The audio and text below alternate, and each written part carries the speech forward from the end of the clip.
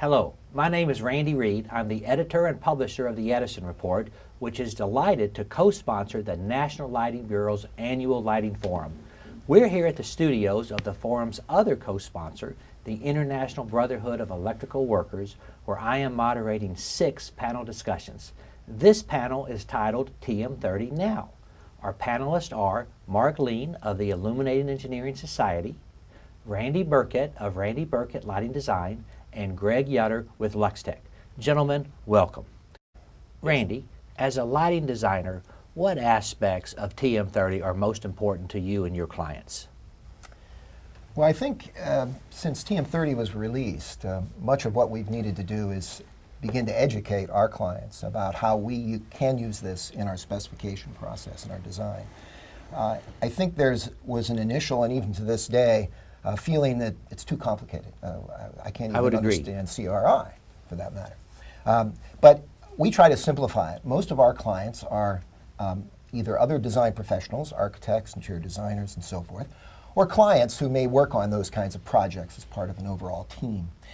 They don't want to hear a bunch of new numbers, but they are interested in getting the lighting right. So we try to do and educate them about TM30 through demonstrations, mock-ups, show them how perhaps a fabric element might look differently if we understood what the TM30 metrics were. So I think what I've been using and our team has been trying to use is the fundamentals of TM30, but we're not rushing to our clients with numbers. We're teaching them about how the spectrum of light matters, and TM30 helps us do that.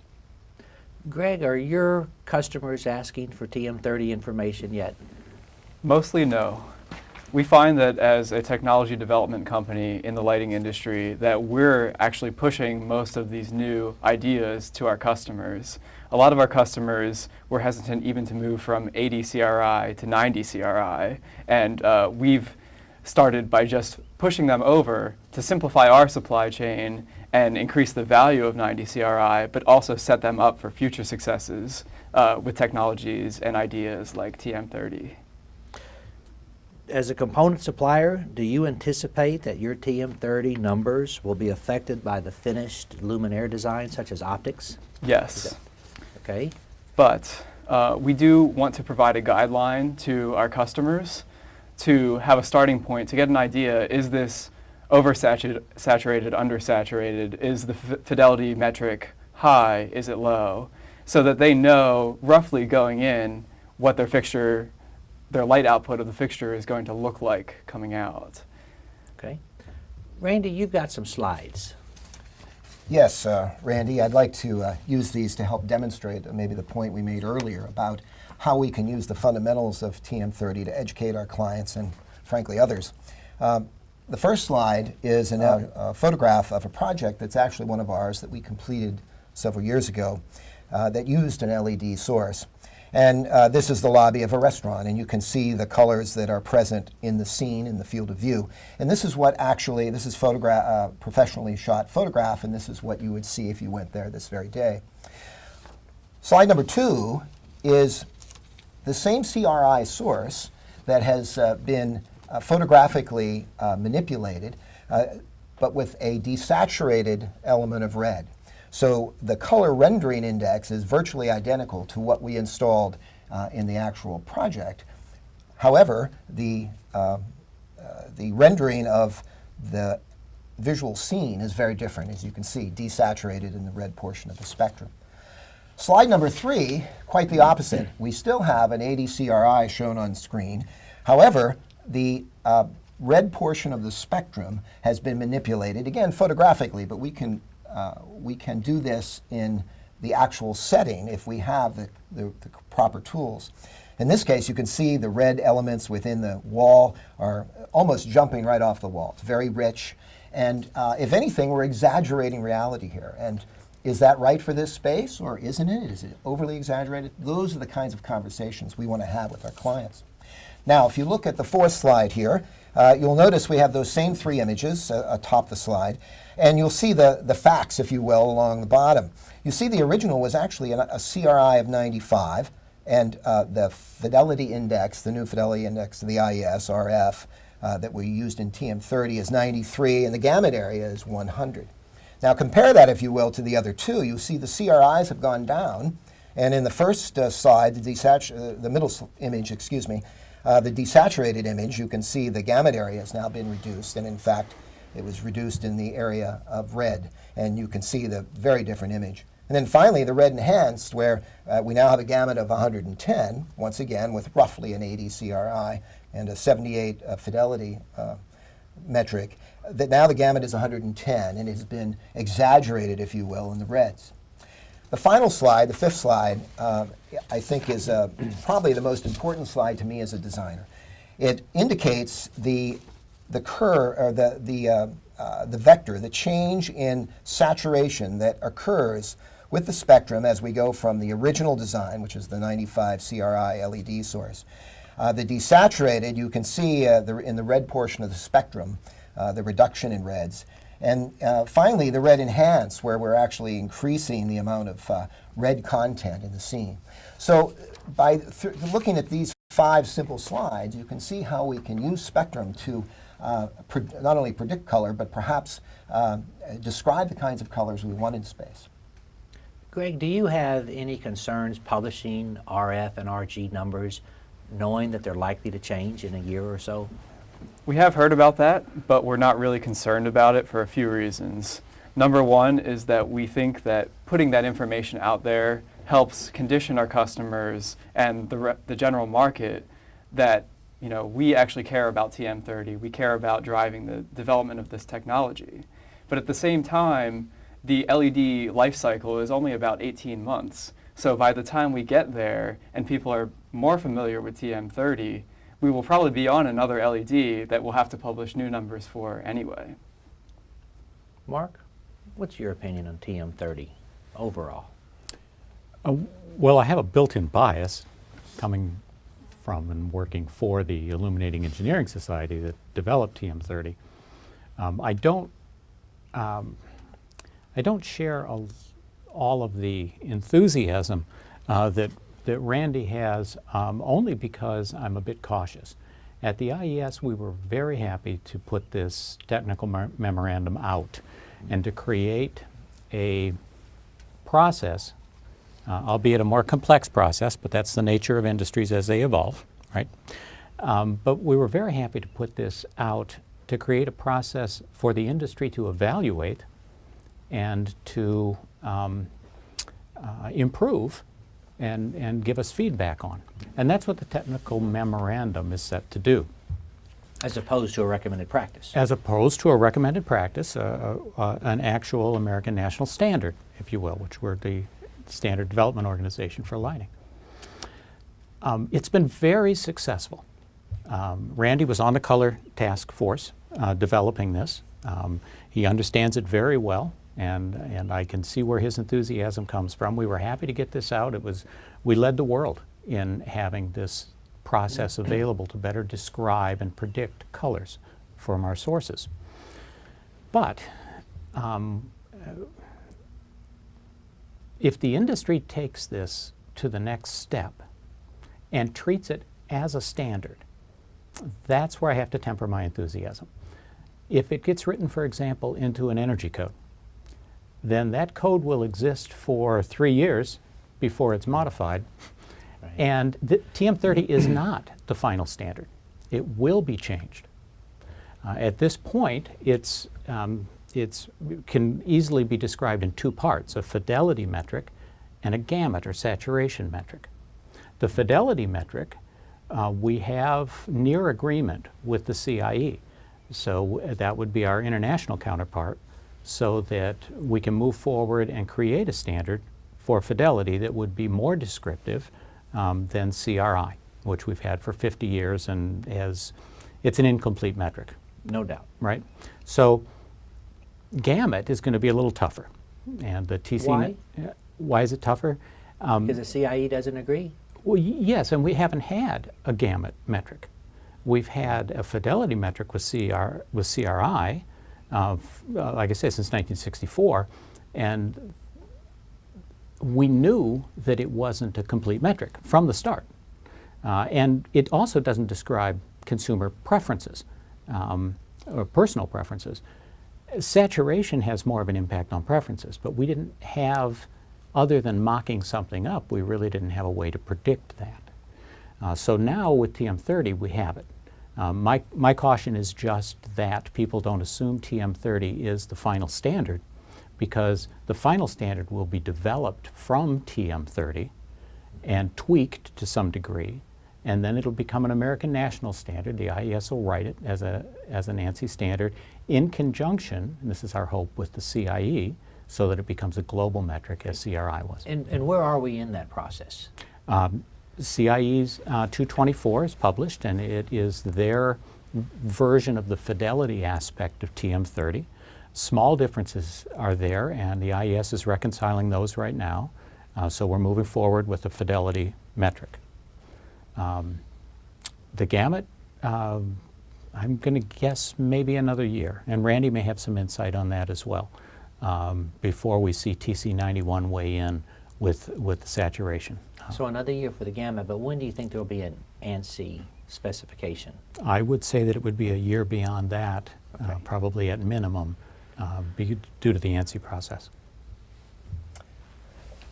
First of all, Randy, I don't consider Mark a wet blanket on my enthusiasm, and I agree with pretty much everything he said. I think the genie's out of the bottle. This information was available previously. There's not been a metric, and the one that's offered in TM30 is a first step, and it'll be refined, whether it's the CIE, the IES, or others. But the fundamental aspects of a gamut metric are so important to us as design professionals. It's up to us to determine how to use that with our clients, what to recommend, and ultimately, Mark had mentioned, what if this is an ANSI standard or now becomes in code or energy legislation and so forth and so on. That could happen and probably will. As a matter of fact, we probably hope it does. So as we shepherd this along... Well, do we hope it happens now, or would rather a couple of years pass and then hope? No, that's a good question. I think the process... I think Mark said maybe another year of CIE, another year maybe for an ANSI standard. It could be even stretch another year beyond that, I think, because we want to get it right. We don't want it out of the barn until it's ready to go.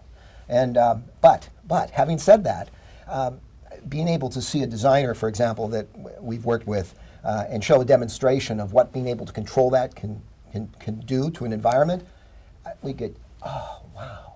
So I think there are capabilities, or there are possibilities there that we haven't been able to tap yet as designers.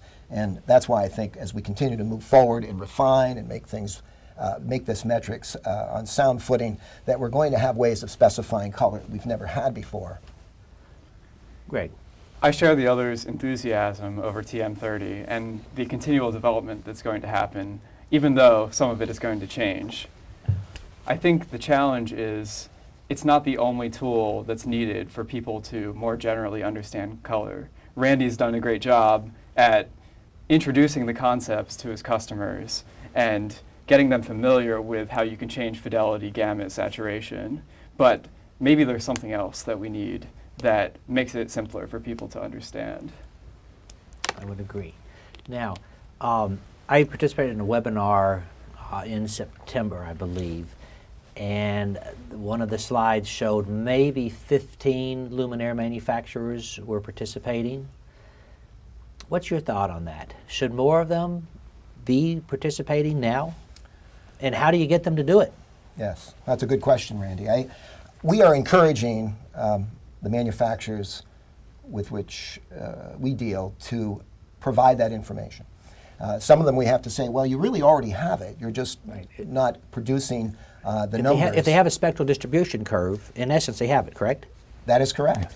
No new tests are required for this, just how to use the information that they've already harvested from the testing. So from that standpoint, then, oh, okay, well, what is it you need now? Some of them ask questions that apparently they almost seem naive, but I think we're getting more, we're asking all the manufacturers, whenever we have a chance, is we would like TM30 information. It informs our decisions and it helps us with our clients. So we're seeing more of that. We're lighting designers, and we've been doing lighting for 30 years, and they tend to listen to us as they feel that the lighting design community as a whole might be trying to take a leadership role in this. And that's an opportunity I think we should grab hold of. at this point. If you had to guess, what % of lighting designers are embracing TM30? Well, I haven't done any personal poll, although I Right. do ask them from time to time. I would say at least a third of them are looking at that information when it's available, and perhaps in other ways, such as I described earlier about demonstrations and so forth, trying to work it into their project workflow with their clients. Mark? The lighting designers embraced it early on, and because it really is a necessary tool, as you described. So IALD was active. A lot of IALD members were active with TM30. The issue of complexity, that is going to be a ongoing concern, because the few people that understand CRI know they have one number to deal with. And it's the higher number is better. But with TM30, it's not a higher number is better situation, is it? Because there's going to be situations where somebody has a lower fidelity because they prefer a higher saturation. And that may be a preference in any specific application. A designer can understand that complexity. They need to do their job effectively. But for anyone outside, if a lighting facts label, for example, should that have a TM30 type of information, it's going to be much more complex for the general public. So let's speak about that complexity. Yeah. I still don't fully understand TM30. And when I talk to a lot of people in the industry that aren't so engrossed as you gentlemen are in it, they don't understand it either. Mm-hmm. What is it going to, and I sit in on these webinars, and sometimes they're an hour long. Nobody's going to sit for that. How do we explain TM30 in layman's terms? And is there anybody who's doing that? Well, there are. People at PNNL Labs, I think, have done an excellent job. The DOE has supported a number of webcasts, and I think if people want to understand it, the information is currently available. I mean, there's PowerPoints, there's recorded webinars, there's ongoing presentations from the members of the Color Task Force. I think the information's there. The question is motivation and will. Are there people that want to know this? Lighting designers, I would say that, you know, Randy's numbers are spot on. A number of them, particularly the more progressive ones, have embraced it, and they're using it to show their customers in advance what they can anticipate or expect from the different luminaires and sources. Please. As Mark mentioned earlier, I was on the IES Color Metric Task Force. And as I like to call myself, I was the token lighting designer. But I wasn't treated that way. I was constantly asked the question that you ask is, well, ultimately, how do you think this will be used, Randy? And I listened to all the color science as part of that process, and as important as it was, and much of it, well, some of it I understood to the depth needed. But consistently, I would come back and think about how would I use that? And it's a very good question. It's a complex issue. I think the underlying science to, I was going to say a layman, even most lighting professionals, is probably seems to be complex. I think ultimately, though, perhaps a gamut or a gamut metric or saturation metric, whatever you want to call it, might appear on a label in a very different form. The thing I liked that came out of my experience with the task force, there was the fidelity metric, the gamut metric, well understood the science behind it. But the thing that I use the most are the distortion graphics, or the vectors that allow me to see what's going on with the spectrum very quickly. Just like I've called them color fingerprints, because they tell me, and I can tell maybe not the exact source, but I know how it's going to behave and what it's going to do in my environment. And that ultimately, I think, will lead us to a way of simplifying it for, I'm going to use the word the masses, they're not unlettered, mind you, even informed people need to have a quick way of assessing color that is sound and is one that they can take confidence in as they move forward with design. And ultimately, the people I work with, architects, lighting designers, end users, homeowners, if they understand those fundamentals, and as I said before, we demonstrate them when we can, I think it is reachable. I think ultimately we'll have a simple way to communicate this. Mark, do you know if it's being taught at the section level? I'm trying to think of specific examples at the section level. I know it's been a subject at a number of different conferences. Sure. I expect that it's being taught at the section levels, but I'm not absolutely certain of that. I will say that it's going beyond the lighting industry. I've been working with the AATCC, which is the American Association of Textile Chemists and Colorists. They're very concerned about what solid-state lighting has done to the appearance of products, particularly in retail. And they want to understand that better. Tools like TM30 can help them understand it better. The whole saturation issue is something that we just really haven't addressed well in the past. And CRI didn't help us. And I'll make one quick comparison here. People that remember film, and some of your viewers will, Randy, don't want to profile. So people who remember film, Eastman Kodak did studies on fidelity and saturation. And they found that consumers preferred more saturation for their own personal photographs. They liked the leaves to look, warmer in the fall than they actually did in real life, right? Skin tones to look a little bit warmer in many cases. So they made a Kodacolor and Kodachrome films to do that. It wasn't based on accuracy. They weren't even trying to make something accurate. Customer preference was more saturation. The studies that PNNL Lab have been doing indicate the same with the light sources, that consumers generally prefer higher saturation, which by definition will bring down the fidelity numbers. Right. So having the two metrics is critical. How we simplify it so that people understand it, that's going to be the difficult challenge. Randy? That's a very good point, Mark. I think this is something we're going to be wrestling with as professionals. For example, now that we have the potential ability to manipulate spectrum in various ways, and to maybe create a scene that's more preferred as opposed to more natural. Natural may not be as preferred as the red apple, for example, that sits on your desk. Or if we do that, I think we in our office at least sometimes call this a visual honesty or intellectual honesty about a scene of what we're creating with lighting. How far should we push it? We have some clients who are retailers, and we've been working on a project where we're trying to convince them to use end cap illumination that can be spectrally tuned depending on the display.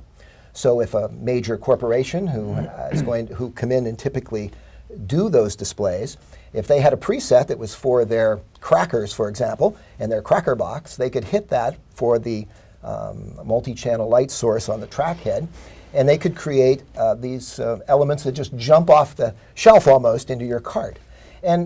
But should we be doing that, or should they be doing that? But those discussions that we're having now, we really enjoy those, I think, in our office, is to talk about, is that something we should be doing? If we do, how do you safeguard its misuse? Yeah. Great. Just like in photography, some photographers will try to represent the scene as you see it naturally with your eyes, but others will enhance certain elements to achieve a desired effect. I think that the distortion gamut graphics may be sufficient for a lighting designer who understands TM30 to convey the information about the lighting, how it's going to work in the space to their clients. But when TM30 information eventually makes it to general consumers who are buying 60-watt light bulb replacements in the store, I don't think that the CRI, RF, RG numbers on the lighting facts might be the right thing. Like Mark hinted, where you used to be able to buy film such as Kodachrome, Ektachrome, with different values of color that emphasize certain aspects. This might be the kind of choice that we can start to allow people. It's like the old pink and blue bulbs that you could buy, but now you can buy the Ektachrome of lighting. Right. I think that's a great analogy. Yes. Closing comments? We have a position statement on the IES website, so ies.org, on TM30, stating clearly that it is it's a process that we believe the industry should further evaluate, prior to making a standard, and that it should not be used in any, and CRI would be included, but certainly TM30 should not be used in any energy regulations at this point. So those would be concerns that I would have, and I think worth noting again in the closing Okay. statement. Thank you. Randy? A couple of points. One is I like to see the entire industry, the breadth of our industry, introducing in their way TM30 and the fundamentals of fidelity and gamut saturation to our industry, and then hopefully as profits we're going to our clients that way as specifiers and designers. For example, a manufacturer, why not on their webpage, as soon as you open it up, want to know more about TM30 or whatever that, and they click on that and get more information, go somewhere. In other words, have our industry, the education, the more education we can have in this field, the better. And that's make it easy for people to get to information that they can learn more about it. My other thing I wanted to mention was I believe the use of these, really do believe that ultimately we'll be using this as an everyday element. Not in its form now. I would agree with Mark and that statement. So I think that the next thing we need to do is do more outreach to our industry, because there's still a lot of folks there who haven't really gotten to a level of understanding that they realize how strong this information is and how we can use it. Closing comment? I think that attacking it from all angles, from the manufacturer's perspective, from the lighting designer's perspective, from the industry leaders like IES, everybody working on how to make people understand it, how to educate them, simplifying when appropriate the information, and ultimately giving people product that allows them to start playing around with this and using it in their designs. That's going to be really important for the adoption of these ideas. Okay, excellent. Well, gentlemen, thank you for this update. I think it was very timely, and our audience will appreciate it. Greg, appreciate it. Thank you, Randy. Randy? Thank you, Randy. Thank you, Randy. Mark?